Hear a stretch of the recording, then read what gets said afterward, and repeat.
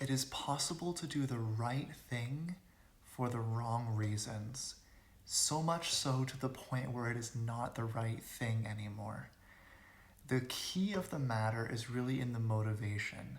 There's truth in the principle that the Lord speaks to Samuel, where he says that man looketh on the outward appearance, but the Lord looketh on the heart. I'd like to give two examples that illustrate this point. The first example is service.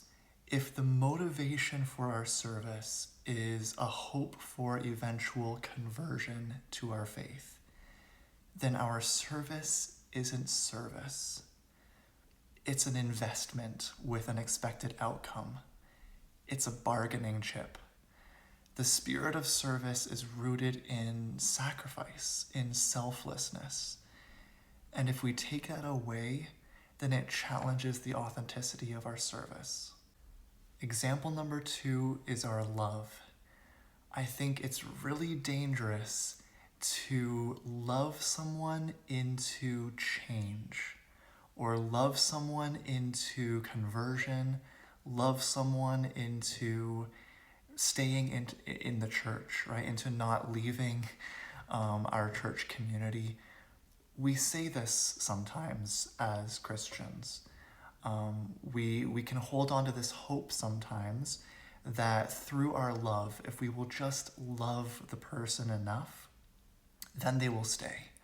If we can love the person enough, then they will come back. I think this is a really dangerous approach. It's a really dangerous attitude. Why? Because again, our love becomes a bargaining chip. It becomes an investment in an expected outcome. Instead of love being an end of itself, it becomes a means to an end. What happens is our love becomes conditional, to a sense, on the change, because the motivation for it is the change or the remaining, right? Like the keeping the person there instead of having them leave, whatever it might be. If there's an expected outcome or a desired outcome or a hoped outcome for the love, it shouldn't be a change in the individual.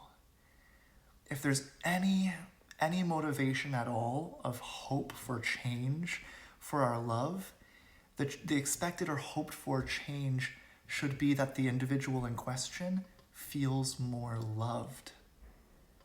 The motivation for love should simply be that the person in question is worthy of love.